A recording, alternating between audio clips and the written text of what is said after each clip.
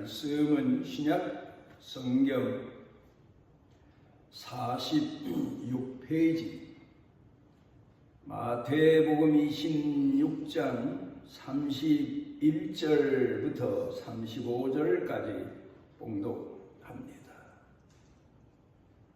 그때에 예수께서 제자들에게 이르시되 오늘 밤에 너희가 다 나를 버리리라. 기록된 바 내가 목자를 치리니 양의 떼가 흩어지리라 하였느니라. 그러나 내가 살아난 후에 너희보다 먼저 갈릴리로 가리라. 베드로가 대답하여 이르되 모두 주를 버림치라도 나는 결코 버리지 않겠나이다. 예수께서 이르시되 내가 진실로 네게 이르노니 오늘 밤 닭 울기 전에 네가 3번 나를 부인하리라. 베드로가 이르되 내가 주와 함께 죽을지언정 주를 부인하지 않겠나이다 하고 모든 제자도 그와 같이 말하니라.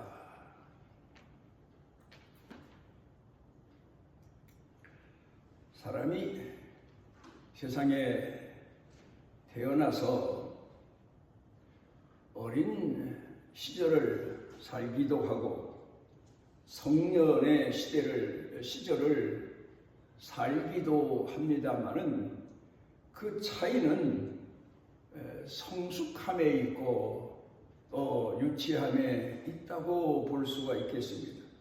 어린 나이 때에는 어린 아이라서 그렇지만 그가 따르는 부모를 신처럼 그렇게 생각을 합니다. 무엇이든지 구하면 때를 쓰면 다 주는 분이 부모다. 그래서 그 부모를 의지하고 살고 또 부모를 따라서 살고 그리고 부모의 사랑을 독차지하려고 몸부림치며 사는 이제 그 과정이 바로 어린 나이 과정이라고 볼 수가 있겠습니다.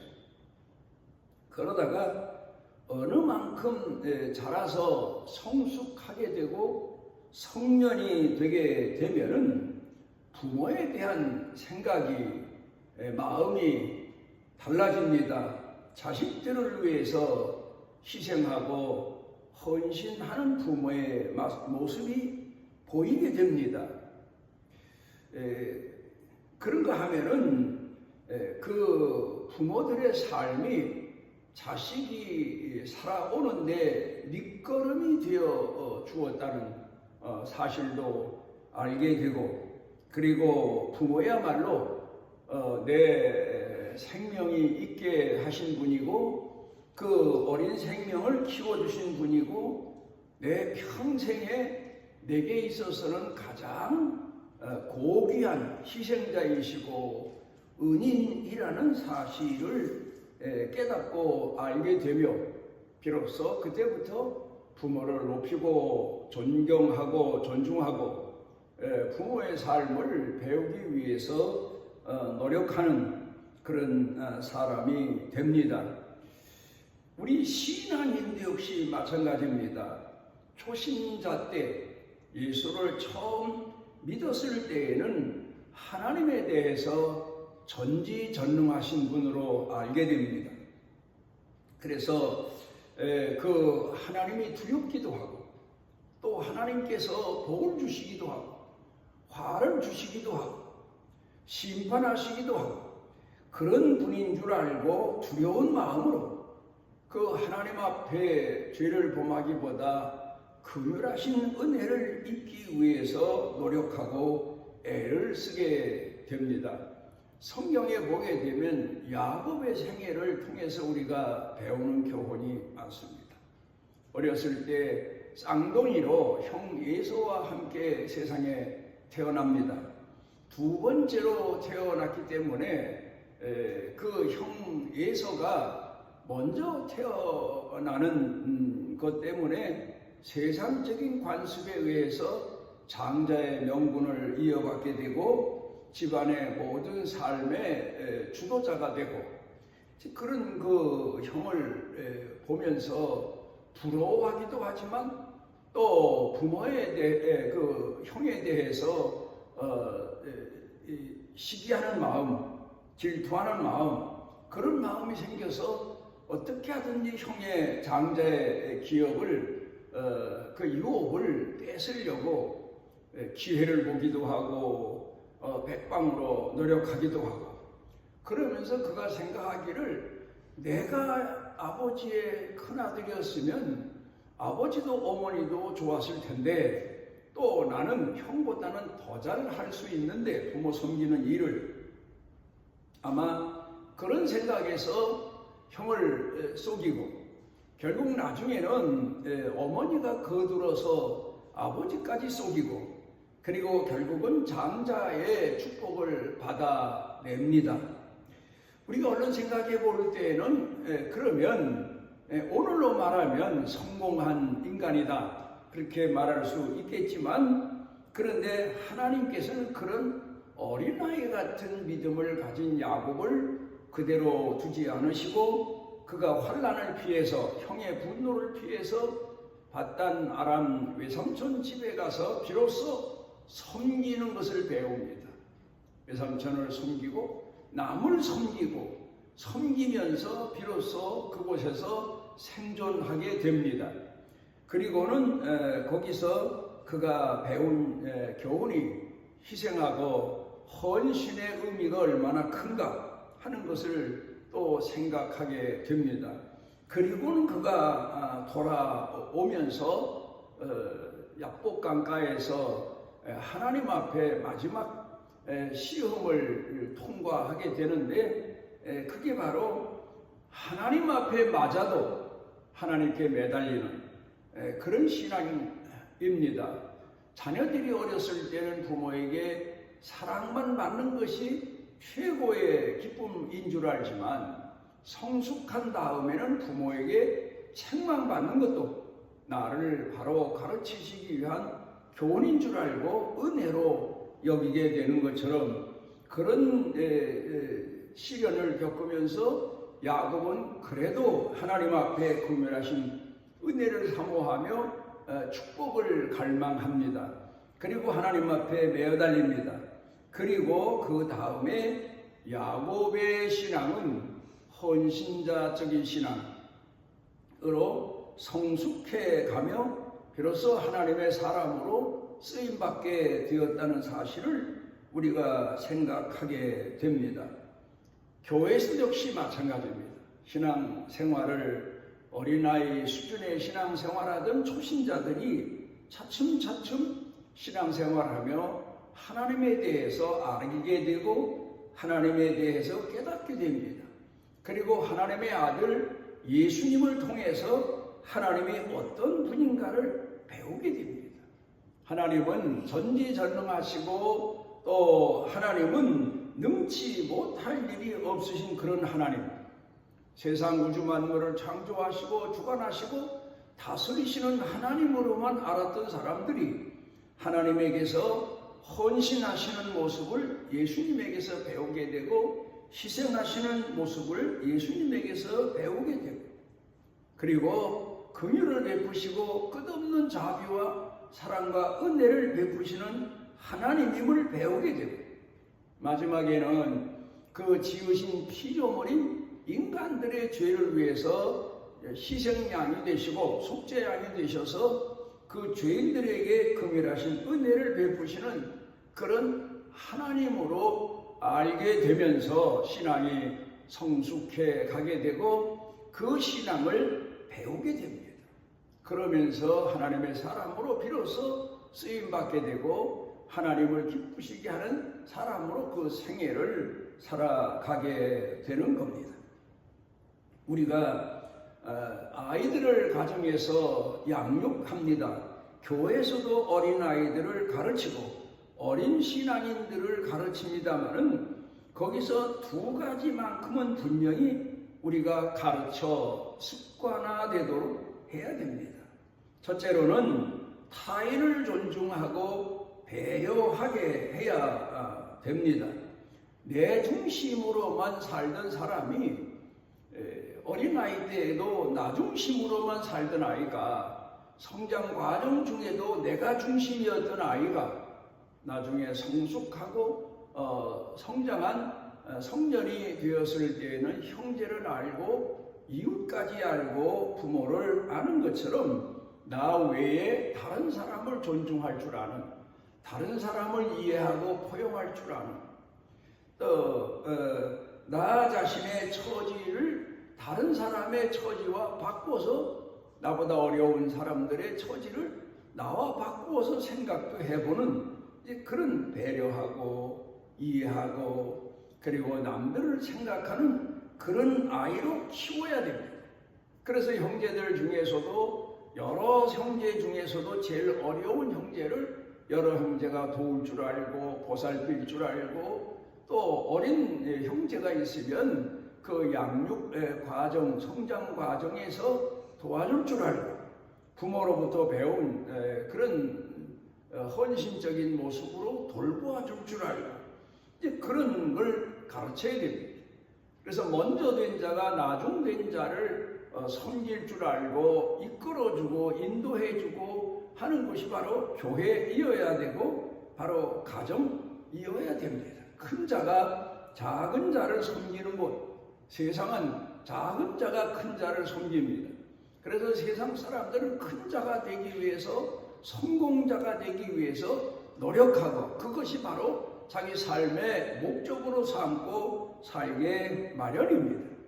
그런데 성숙하게 되고 큰 자가 되게 되고 다스릴 수 있는 자가 되게 되면 그 다음에는 성숙한 인간이 돼서 작은 자를 섬기고 부자는 가난한 자를 섬기고 돌보아주고 권력 있는 자는 권력 없는 자를 포용하고 이해하고 이끌어주고 돌봐줄 수 있는 그런 사람이 돼야 되는데 이런 성숙함이 없는 사회, 바로 우리 한국 사회에서는 그래서 지금도 계속해서 큰 자가 되어서도 싸움만 계속하고 다툼만 계속하는 그런 어리숙한 아직 미숙아적인 그런 사회가 오늘 우리가 살아가고 있는 사회입니다. 그 다음에 또 하나는 섬기는 자로 가르치고 남을 배려하는 자로 가르치는 것이 첫째고, 두 번째로는 은혜를 갚는 자, 은혜를 베푸는 자, 그런 자로 가르쳐야 됩니다. 그러니까 한마디로 말하자면 빚진 자로서의 마음가짐을 가르쳐야 됩니다.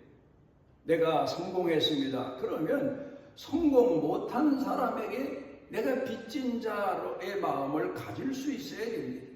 내가 큰 자가 됐습니다. 그러면 작은 자들에게 빚진 자의 마음을 가질 수 있어야 됩니다. 왜냐하면 하나님으로부터 내가 큰 자로 축복을 받았고 성공자로 축복을 받았고 부요한 자로 축복을 받았으면 나보다 그 축복을 못 받은 자에 대한 빚이 하나님께로부터 내게 주어졌다는 사실을 우리가 인식할 수 있어야 됩니다.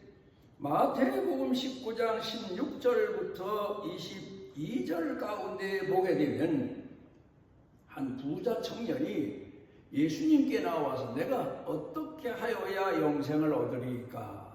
그래서 예수님이 두 가지를 말씀합니다. 첫째로 내가 가진 것 빚진 것이다. 내가 가진 모든 것이 다 가난한 사람들에게 이 시대적으로 빚진 마음을 가져야 된다. 갚아야 된다. 그 사람들에게 나누어 줘라. 첫 번째가 그겁니다. 빚진 마음입니다. 두 번째로는 나를 따라라. 예수님을 따라가야 비로소 영생을 얻는다. 그 말씀입니다. 우리가 오해하면 안 됩니다. 내가 부자로서 내가 가진 모든 것을 다 가난한 자에게 나누어 주었다고 해서 내가 영생을 얻느냐? 그건 아닙니다. 그건 마땅히 첫 번째 빚진 자의 도리를 다한 것뿐이지 영생을 얻는 데는 예수님을 따라야 됩니다.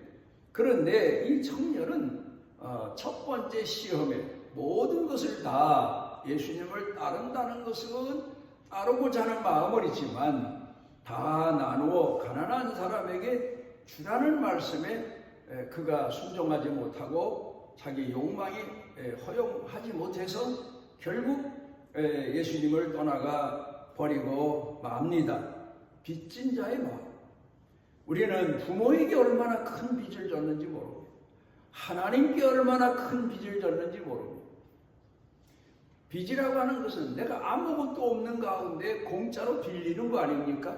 부모에게 얼마나 큰 사랑의 빚, 은혜의 빚을 졌습니까? 자식으로서는. 또 하나님 앞에 피조물로서 얼마나 큰 은혜의 빚을 졌습니까? 그런데 이 빚을 하나님은 부모는 자신에게 큰 빚을 진 마음을 가진 자식이 그 형제들에게 내가 내게 베푼 사랑을, 은혜를 깨달았으면 내 형제들에게 베풀어라. 그런 마음입니다. 그런 것처럼 하나님께서도 내게 빚진 마음을 너는 너보다 못한 자에게 베풀어라. 너보다 깨닫지 못한 자에게 베풀어라. 그런 신앙을 우리에게 가르쳐 교훈하시는 겁니다. 예수님께서 이 땅에 오셔서 병든 자, 가난한 자, 그리고 죄로 인하여 고민, 고통하며 아마 정신병까지 든 사람들, 이런 사람들에 대해서 무조건 찾아가셔서 그 많은 은혜를 베풀어 주십니다.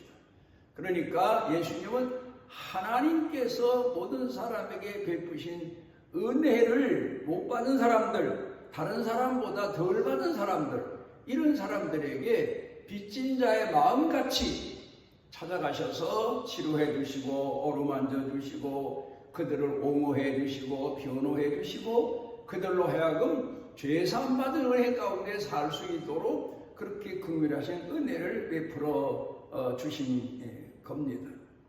우리 신앙인들이 살아가면서 여기까지 성장해야 됩니다. 오늘 이제 성경 본문 말씀을 봅니다. 여기 성경 본문에서 베드로의 호세를 우리가 보게 됩니다. 그러니까 이 호세라는 말은 자기 자신이 되지도 못했는데 된 줄로 착각하고 있는 그런 신앙인의 모습을 우리가 찾아보게 됩니다. 사람은 평생 살아가면서 자기를 믿으면 안 됩니다. 왜? 나도 나한테 속을 때가 많아요. 나는 내 자신이 정직한 사람이고 성실한 사람이고 충성된 사람이라고 생각하지만 어느 때 가서는 머뭇거릴 때도 있고 주저할 때도 있고 어느 때 가서는 비굴해지는 때도 참 많습니다. 물론 그 일이 어렵기 때문에 내가 행할 수 없기 때문에 그럴 때도 있습니다만은, 그래서 우리는 나를 믿는 것보다 하나님을 믿고 예수님을 믿는 그 믿음을 가지고 살아가야 되는데, 베드로가 예수님을 따르기 시작합니다. 제자로 따릅니다. 그러면서 남들보다 아마 예수님을 더 잘 섬기고 앞서서 섬기고 예수님을 위한 일이라면 앞장섰던 그런 사람이었던 것 같습니다. 그러면서 또 하나, 여기 베드로가 착각하고 있는 얘기가 남들을 무시했던 겁니다. 나만큼 예수님 잘 섬기는 사람 없다. 내가 예수님을 잘 받들어 섬긴다. 나만큼 충성하는 사람 없다. 문제는 이게 바로 교회도 문제요, 가정에서도 문제입니다. 나처럼 나만큼 부모 잘 섬기는 사람 없다 하는 사람은 형제들을 무시하게 되고 멸시하게 되고 나만은 이런 하찮게 여기게 되고 그런 오만불선한 죄를 범할 때가 참으로 많습니다. 내가 나 주도한다, 나 외에는 못한다, 이런 착각 속에 사는 사람일수록 남들에게 상처를 주고 아픔을 주고 피해를 주는 그런 경우가 많습니다. 마태복음 20장 20절에 보면 이 세베대 아들들의 어머니가 그 예수님께, 예수님 이제 왕으로 등극하시면 우리 아들 하나는 우편에 하나는 좌편에 있게 해 주십시오 하고 부탁을 드립니다.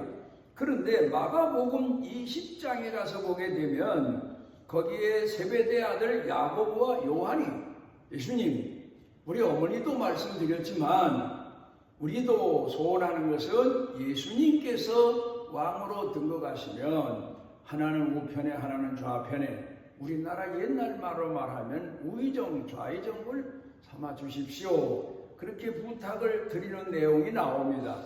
그러자 예수님께서는 내 좌우편에 앉는 것은 내가 지금 허락할 것이 아니라 그 신앙을 봐서 하나님께서 허락하실 거다. 그러면서 그들을 책망보다는 스스로 깨닫도록 가르쳐 교훈하십니다. 아마 그때 베드로가 그 옆에 있었으면 무슨 소리야? 오른편엔 내가 앉아야 되는데 이런 아마 분노한 마음을 가졌을지도 모릅니다.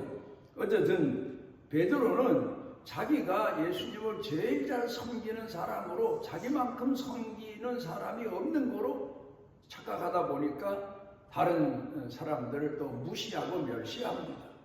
예수님께서 내가 이제 앞으로 십자가를 지면 너희들이 다 나를 버리리라. 그러자 베드로가 나서서 이 사람들은 예수님을 버릴지라도 나는 안 버립니다. 나는 지금까지 그렇게 안 살았습니다. 나는 죽으면 죽었지 예수님 따라서 십자가에 못 박힐지라도 십자가에 못 박힐 거고 어떤 치욕을 당해도 치욕 당하는 자리에 갈 겁니다. 그리고 얼마나 큰 소리를 쳤는지 모릅니다. 자기를 모르는 사람의 호세입니다. 그런데 결국 베드로는 나중에 예수님께서 십자가에 못 박히실 쯤에 그 예수님 재판 받으시고 십자가에 못 박히실 때에 예수님을 3번이나 부인하고 나중에는 다급하니까 예수님을 저주까지 하면서 예수님 제자가 아닌 것을 별 볼 일 없는 한 여자아이 앞에서 부끄러운 행동을 하는 걸 우리가 알고 있습니다. 그러니까 여기서 예수님은 성경에 제자들이 다 나를 버리리라고 기록되었고 또 내가 내게 하나 가르쳐 주는데 내가 십자가에 못 박힐 때 내가 나를 밤에 새벽에 달기 3번 울기 전에 나를 3번 부인하리라. 그렇게 가르쳐 깨닫게 해 주십니다. 결국 베드로는 예수님 말씀하신 대로 예수님을 3번이나 부인하고 그리고 나서는 면목이 없어서 예수님이 부활하신 현장까지 가보고도 예수님이 부활하셨으면 더 면목이 없는 거지. 어떻게 무슨 낯으로 예수님을 뵐까? 그런 마음에서 결국 옛날 하루하루 먹고는 살아야 되니까 자기 고기 잡는 업으로 돌아갔다가 예수님이 거기까지 찾아가셔서 그 베드로의 신앙을 회복시켜 주십니다. 우리는 여기서 분명 배우는 교훈이 물론 성경 본문에 기록된 내용은 베드로가 아직 어린 나이 수준, 초신자적인 수준의 신앙을 가진 그런 내용들이 기록되어 있습니다만 나중에는 그가 거듭나고 성령으로 말씀으로 거듭나서 예수님처럼 십자가에 못 박혀 순교당할 때 전해오는 전설로 의하면 예수님은 십자가에 바로 못 박혀 돌아가셨지만 내가 그 예수님 뒤를 따르긴 하지만 나를 거꾸로 십자가에 못 박아라 할 만큼 그가 헌신과 희생에 있어서 거듭난 그리고 자신을 향하신 하나님의 사랑과 은혜가 얼마나 큰가를 마지막 고백하고 간 그런 이야기를 우리가 듣습니다. 우리가 오늘을 살아가면서 내 신앙이 정말 얼만큼이나 성숙된 신앙인으로 살아가나 또 하나님은 얼마나 헌신적이신 분이고 희생적인 분이시고 사랑을 베푸시는 분이고 대신 죄인들의 죄를 위해 십자가에 못 박혀 돌아가시면서까지 구원해 주시는 그 사랑을 내가 따르고 본받는 신앙인으로 살아가고 있나를 스스로 돌이켜보는 그런 귀한 시간이 되었으면 합니다. 우리를 오늘도 주의 자녀 삼아주시고 주님을 우러러 바라보며 주님의 모습을 내 가슴에 담고 희생하고 헌신하고 끝까지 인내하며 그리고도 마지막 하나님이 주신 쓴 잔을 마다하지 않고 받으시고 하나님 앞에 가신 예수님처럼 우리도 이런 신앙인이 되어갈 수 있도록 우리 스스로를 채찍질하고 돌아보고 낮추고 또 낮추고 희생하고 헌신할 줄 아는 축복의 사람이 되도록 은혜를 더하여 주옵소서. 예수님 이름으로 기도드리옵나이다. 이스라엘의 하나님 여호와께서 그 날개 아래 보호를 받으러 온 내게 온전한 상 주시기를 원하노라. 죄인 중에 죄인 괴수들을 위하여 이 땅에 오셔서 섬겨주시고 그 죄값을 대신 하나님 앞에서 치르시며 희생양이 되신 우리 주 예수 그리스도의 무한하신 은혜와 우리를 위하여 독생자까지 내어주시고 우리를 영원토록 사랑의 증표를 베푸신 아버지 하나님의 만극하신 사랑과 우리 속에 내재하셔서 때마다 하나님의 사랑을 깨닫게 하시고 나를 향하신 하나님의 뜻을 따르게 하시는 성령님의 능력의 은총이 사랑하는 자녀들 가슴 속에 생각 속에 사는 생활 중에 일터 경영 온 가족 중에 넘치고 넘치도록 함께 하시기를 축원하옵나이다.